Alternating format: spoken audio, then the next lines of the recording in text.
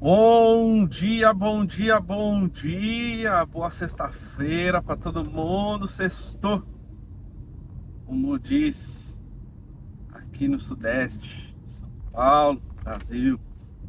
Ó, agora são exatamente as 6h46, 20 graus essa manhã de São Paulo. A gente está aqui percorrendo esse trânsito maravilhoso, abençoado. Já que demora mesmo, a gente aproveita, né? Então, seja produtivo, ouça coisas produtivas, ou como eu aqui que vos fala, grave algum vídeo inspirador, bem-humorado, para que a gente tenha uma vida mais leve, né? Desde dessa loucura aqui, que é viver na capital. É. Gente, hoje o tema é mais teológico.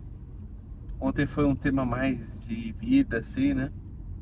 Diverti bastante, falando sobre o Salomão Velho.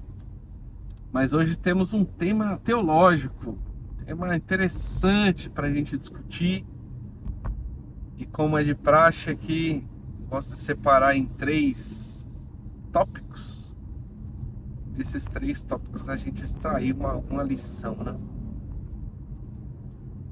Então, o texto de hoje está na carta aos Romanos, capítulo 6, no verso 9, tá? E esse texto é interessante porque tem várias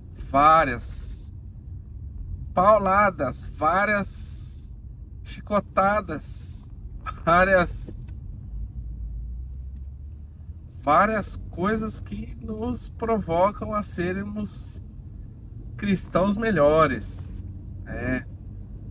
Esse Romanos 6 é pesado, hein? Mas o versículo específico que a gente vai ler hoje é o versículo 9, tá? Diz assim: Jesus foi ressuscitado dos mortos e não mais morrerá. E a segunda parte do versículo diz: e a morte não tem mais poder algum sobre ele. Tá bem? Então, repetindo: Jesus foi ressuscitado dos mortos e não mais morrerá. E aí a parte B: e a morte não tem poder algum sobre ele. Então eu queria trabalhar com vocês esse tópico da questão da ressurreição, tá? E ele fala assim, que Jesus foi ressuscitado dos mortos e não mais morrerá. Por que ele está dizendo isso?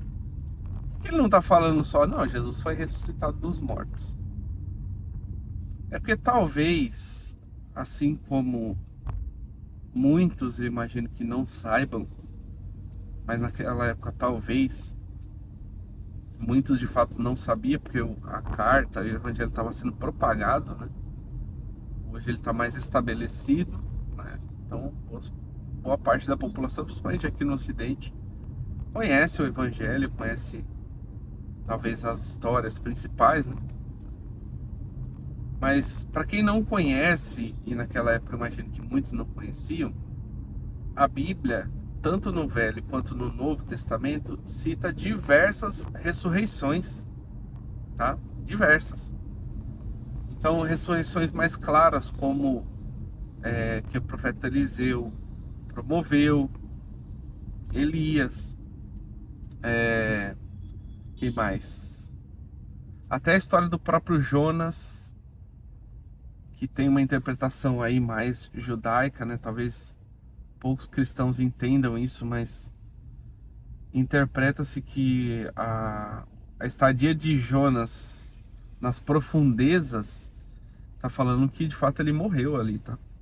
Interpreta-se que de fato ele morreu. E talvez por isso Jesus tenha dito que, assim como Jonas, né, ficou três dias nas profundezas e no ventre do peixe, assim também Jesus ficaria. Então, me parece que o pensamento, não só atual, judaico, de alguns estudiosos, mas também daquela época, né? E Jesus cita isso, a percepção de que Jonas teria morrido de fato. E aí Deus o ressuscitou para levá-lo a Nínive. Aí você tem Jesus ressuscitando Lázaro, por exemplo, já nos evangelhos. Você tem Paulo orando por um moço que caiu da janela lá e quebrou o pescoço, que acho que a pregação estava muito longa, o rapazinho devia estar cansado, caiu da janela, quebrou o pescoço, Paulo foi lá, orou por ele e o menino ressuscitou, né? Então tem algumas histórias de ressurreição, mas como a de Jesus não tem. Aí não tem mesmo, porque ela foi totalmente diferente, tá? Totalmente diferente. Por que foi diferente, Felipe? Porque na prática, todos esses que foram ressuscitados, seja no Velho Testamento, seja no Novo, pelo próprio Cristo, ou seja, depois, como essa história de Paulo, todos voltaram a viver, mas voltaram a morrer novamente. Entendeu? A de Jesus é totalmente diferente. Então eles tinham a sua matéria, que não é eficaz, ela dura pouco tempo, ela tem aí o seu tempo de vida, né, Davi vai falar sobre 70, 80 anos, uma geração e tal. Depois isso é canseiro e enfado. Então todos eles ressuscitaram, mas com a sua natureza anterior, né? Ou seja, voltaram a morrer, senão estariam aí andando aí pelas nações dando palestra e ganhando muito dinheiro. Com a história. Então, gente, a de Jesus é diferente porque ele é ressuscitado pelo próprio Deus numa natureza diferente. Colossenses, na carta aos Colossenses, Paulo vai falar que ele é a primícia desse tipo de ressurreição, tá? Aí a gente vai falar sobre isso um pouquinho melhor no terceiro tópico. Mas aqui no primeiro tópico talvez você nunca tenha ouvido essa história, ou tenha ouvido as histórias bíblicas, mas Jesus não é o único ressurreto da Escritura. Porém, ele é o único ressurreto da forma que foi ressurreto. Tá bem? Então, o que a gente tem aqui como talvez um conhecimento adicional? Quando a gente vai para o Éden,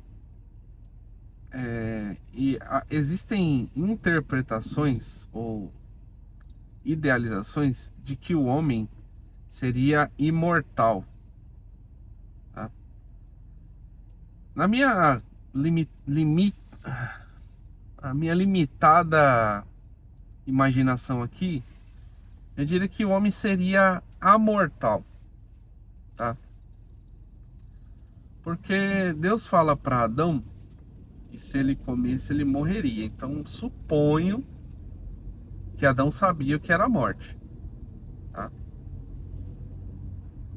E aí talvez a gente não morreria por questão de velhice, como temos hoje, né?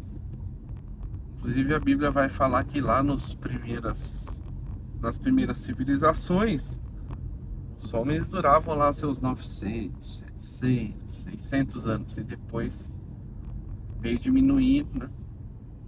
Depois do dilúvio principalmente, a expectativa de vida aí diminuiu bastante com relação a esse período aí que a Bíblia cita, né? Mas talvez Adão, lá no Éden, com a Eva, eu acho que seriam amortais. O que seria um amortal? É aquele que não morre pela sua debilidade interna, sua renovação não conclusa de DNA e tudo mais. Então as células vão se degradando, chega uma hora que o sistema pifa, né? Mas, como o ser humano é desbravador, vamos imaginar que Adão não tivesse pecado e hoje estivéssemos na pureza do jardim, agora espalhado pelo mundo inteiro. Aí vai ter o ser humano que vai querer ir lá subir o Everest. E aí ele vai lá, escorregou, caiu, morreu. Então eu imagino que esse tipo de incidente levaria à morte, né? Mas não que o ser humano fosse se debilitando como é hoje, né? Essa é a minha axiologia aqui, tá? É o que eu imagino. Isso aqui não é doutrina e nem deve ser replicado, é só minha forma de pensar. Mas você tem um ser humano que sai de uma condição e vai para uma condição onde agora a morte é presente. Naturalmente as pessoas vão indo embora. E aí, em algumas circunstâncias citadas na Bíblia, imagino que ao longo da história tenham tido muito mais, mas citadas na Bíblia, pessoas voltam à vida. Então, ressuscitar não era uma novidade, tá? Não era. Agora, a forma como Jesus ressuscitou, aí é totalmente novidade. Porque, como o texto diz que a gente leu, ele não mais morrerá. Ou seja, meus amigos, Jesus ressuscitou em carne, mas é uma carne que eu não sei explicar, mas ela é transformada. E aí sim é imortal, né? Aí é imortal mesmo. Não morre mais, segundo o texto. E aí ele, depois de 40 dias, é levado aos céus, né? Os anjos vêm o acompanhar até a subida ao trono celestial. E aí, meus amigos, temos um ser humano de carne sentado num trono lá no céu, que eu não sei onde é também, mas supostamente é para cima porque Jesus subiu, né? Então, que doideira, né? Que doideira, meu. Pensar que um ser humano de carne, transformado, obviamente, está lá sentado num local de glória, né? De reino. Todo mundo lá é espírito, só o Jesus é de carne. Imagina, cara. Para pra pensar nesse negócio, cara. As pessoas não param pra imaginar um negócio desse. Deus lá tava lá na sua glória. Aí ele se limita a ser um ser que os anjos e os seres espirituais, de certa forma, conseguem o enxergar. Porque eu entendo que Deus é muito maior do que aquilo que até os próprios anjos e os seres espirituais enxergam. Então ele se reduz a esse ser visível. Até que os serafins lá em Isaías 6, eles cobrem, né, os seus rostos. E aí,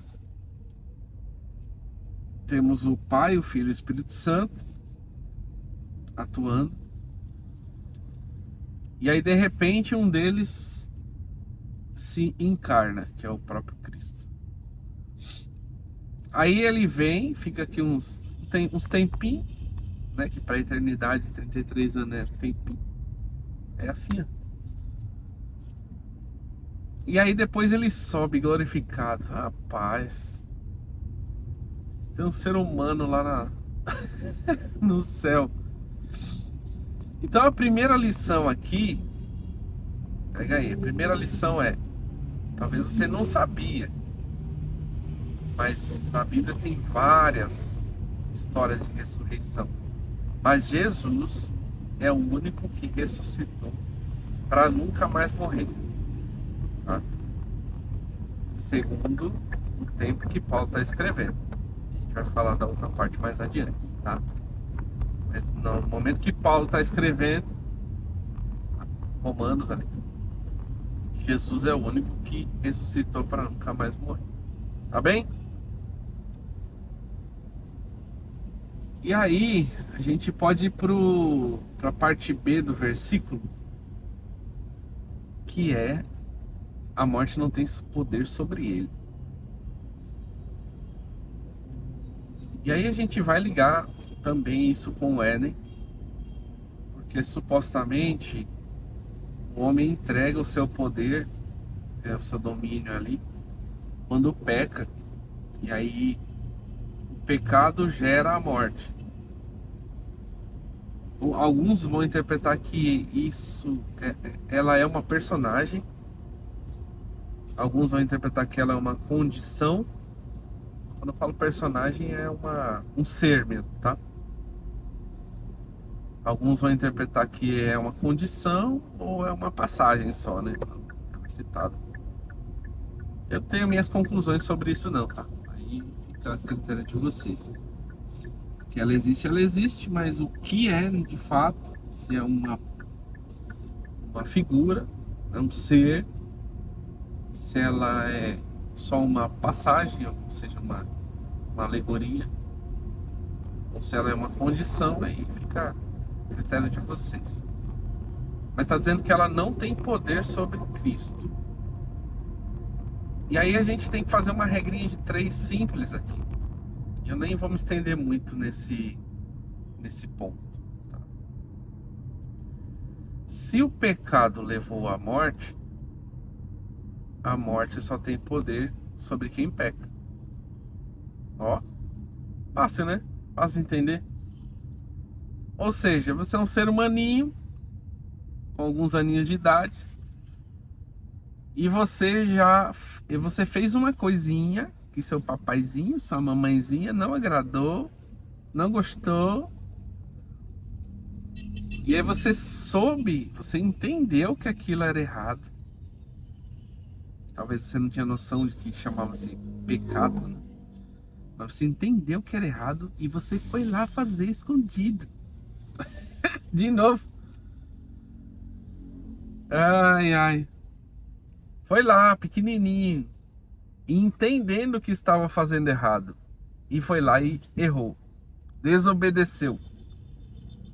Desobedeceu, pecou. Pecou, já tá na listinha. Já tá na listinha. Ai, ai.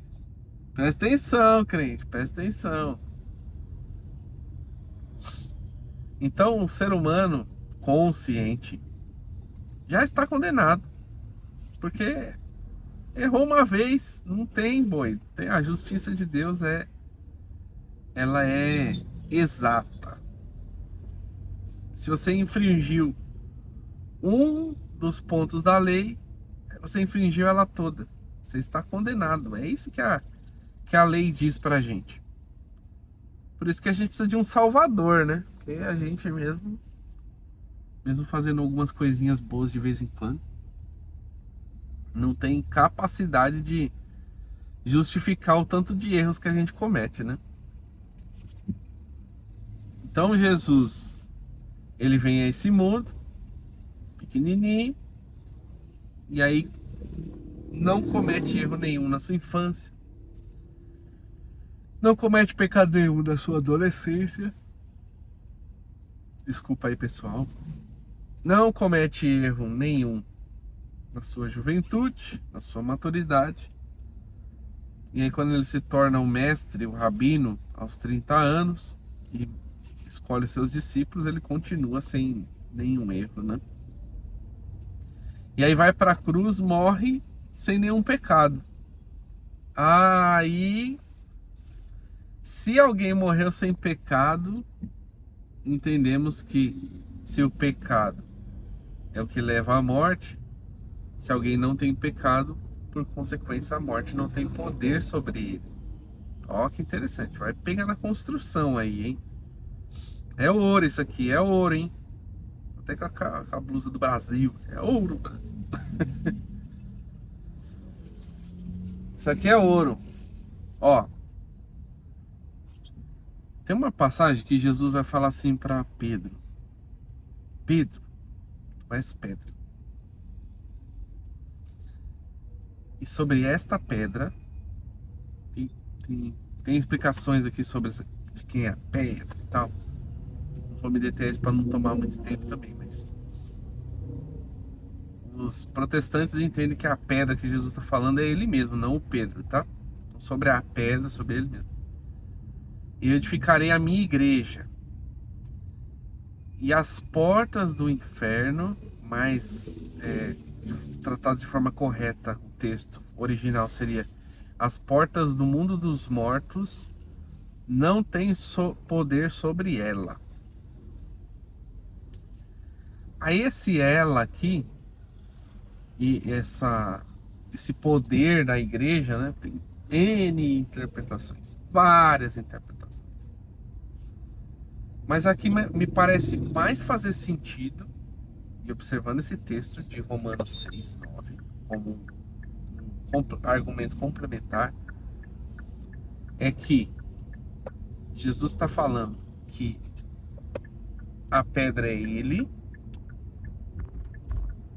e quando ele fala que a porta dos mundos dos mortos não tem poder sobre ela, esse ela, na minha visão, não é a igreja, mas é sim sobre ela a pedra. Então é sobre esta pedra eu vou edificar a minha igreja. E a porta dos mundos dos mortos não vai ter poder sobre ela, a pedra. Não sei se vocês estão pegando o raciocínio, tá? Talvez agora dê uma complicada. Se Jesus é a pedra e ele ressuscita, ou seja, ele tem o poder de vencer a porta, né, alegoricamente, do mundo dos mortos, talvez ele esteja falando sobre ele em primeira instância. Mas como a gente crê que Jesus vai ressuscitar também a igreja, e aí a gente vai ligar no terceiro tópico daqui a pouco, isso também vai equivaler à igreja na ressurreição. Ah? Presta atenção. Então a segunda lição aqui pra gente pegar é que a morte não tem poder sobre Cristo porque Cristo não pecou. E lá no Éden, a morte veio à tona para a humanidade por intermédio do pecado. Então, se você tem um pecado, a morte tem poder sobre você. A morte vai te deter. Mas como Jesus não tem nenhum pecado, a morte não teve poder para deter ele. Ele ressuscita transformado. E aí a gente tem esse texto maravilhoso de Romanos 6:9. Tá bem? Então a lição é essa. E aí vamos para o terceiro tópico, muito interessante, que aí a gente vai falar da ressurreição da igreja. Tá? Se Jesus Cristo é a primícia da ressurreição, primícia está falando que é o primeiro. Se alguém está argumentando que uma coisa, ou uma situação, ou uma condição é a primeira, significa que tem segunda, tem terceira, tem demais. Em outras, N outras, podem ter N outras, certo?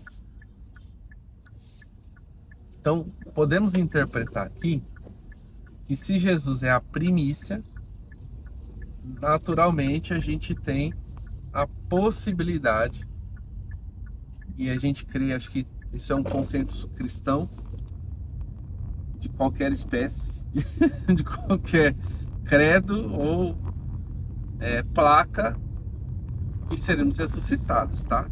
Aí tem um ponto, quando que isso acontece, e várias discussões escatológicas sobre essa questão, né? Como isso acontece, tá? Mas acontece, para todos os cristãos isso acontece, é fundamento, tá? E aí a gente vai ser ressuscitado diferente do Lázaro, do menino lá da história de Eliseu, do próprio menino da história de Paulo. Ou seja, nós vamos ser ressuscitados para nunca mais morrer também. Mas pelo poder de quem? Pelo poder nosso? Não, não, não, não, não, não, não. Pelo poder da justificação de Cristo em nós. Quando fala que Jesus veio perdoar os pecados, ou na verdade remir os pecados, eu acho que se a gente fosse deduzir, né, essa interpretação, a gente deduziria o pecado como se tudo fosse um bloco só, o pecado, que começou lá no Éden, o pecado da humanidade. Pensa que cada pecadinho, pecadão que cometem é um tijolo numa construção. Essa construção se chama o pecado. Então, Jesus veio remir a humanidade do pecado, né? O que significa isso na prática? Quando Jesus morre sem pecado, ele tem o poder sobre a morte. Agora, a morte não tem poder sobre ele. Se ele tem autoridade sobre a morte, então significa que ele tem autoridade sobre as condições daqueles pelo qual vão passar por isso, tá? Se ele tem poder sobre isso, significa que ele pode estabelecer a regra do jogo. E a regra do jogo é: se você entender que Jesus Cristo é o Salvador, ele te outorga ou te imputa a condição de não pecador. Vamos pensar que, como os egípcios, né? Você chegava lá no mundo dos mortos e aí tem um ser lá com a pranchetinha. Deixa eu ver aqui. Ah, fulano, ó, fez isso aqui, ó. Errou aqui, errou ali, errou aqui. Condenação, né? Errou um, errou. Ih, errou um. Já era. Ó, passou na prova que você fez aqui, ó. Acertou a dois, mas na 3 você errou. Esquece. Na prova aqui, da liberação do mundo dos mortos, tem que tirar 10 de 10. Aí você chegou lá com a sua folhinha, já tinha errado várias perguntas ali da prova, o ser tá ali com a pranchetinha. Aí Jesus nem espera o acusador ir lá na pranchetinha e já dá uma carimbada assim, ó. Pau! Aprovado. Aí o acusador fala assim: ué, não, mas ó, ele errou. Aqui, ó, tá aqui a prova, ó. Ele descumpriu a lei, condenação. Aqui, ó, 1, 2, 3, 4, 5 mil, 2 mil, 5 mil. Tudo isso aqui de erros, apontamentos, para que ele seja condenado. Aí Jesus vem dar uma carimbada assim, pá! Aprovado. Mas como assim? Porque aprovado ele não merece. Mas eu mereço. Jesus. Ai, aí é da hora, né? Jesus fala: mas eu mereço. E eu carimbo quem cumpriu a regra que eu estabeleci quando eu venci o jogo. E aí qual é que é a regra, gente? Não é o tanto de benfeitoria que você faz, não é o tanto de tempo que você passa na igreja, não é o tempo. Não é nada disso. A regra é que você entende que o seu Salvador é uma pessoa. E essa pessoa é Jesus Cristo. E agora você vive para ela, para Ele. Ele te salvou do pecado, te remiu do pecado. E se Ele nos imputa essa justificação, essa carimbada aí na prova, que a gente já teria errado algumas perguntas, por consequência, a morte não vai ter mais poder sobre nós. Quando Jesus Cristo fala assim: pode ressuscitar a galera aí que tá morta, ou pode transformar aí quem estiver vivo, porque agora o reino tá comigo. E aí 1 Coríntios 15 vai falar assim que tragada foi a morte na vitória. Porque aí Romanos 6 está falando que a morte não tem mais poder sobre Jesus. Mas lá em 1 Coríntios 15 vai falar que lá no tempo futuro a morte não tem mais poder sobre os salvos, que agora estão condicionados a nota 10 de 10 na pureza, porque Jesus é que carimbou nosso passaporte, entendeu? Então a terceira lição aqui é: por mais que Jesus foi a primícia da ressurreição e a morte não tem poder sobre ele, ele nos promete que no futuro, em algum momento, ele vai voltar, ele vai ressuscitar aqueles que estiverem mortos, vai transformar aqueles que estiverem vivos, vai imputar o carimbo da justiça, e colocando o carimbo da justiça na nossa ficha corrida, a gente não tem mais erro, não tem mais pecado. Se a gente não tem mais pecado, a morte já não tem mais poder sobre nós. E aí seremos eternamente transformados à semelhança de Cristo, que foi a primícia dessa ressurreição. Tá bem, pessoal? Então essa foi a aula de hoje, um pouquinho mais teológica, tentei simplificar aqui ao máximo, traduzir ao máximo aqui, que o objetivo é alcançar cada vez mais vidas através da mensagem, através dos devocionais, através da experiência de vida. Espero que tenha abençoado vocês de certa forma, para vocês crescerem e principalmente estimular vocês a fazer o seu devocional também, estudar a palavra, orar, participar das boas ações, tudo mais. Então, é isso. Deus abençoe. Boa sexta-feira para vocês e até mais.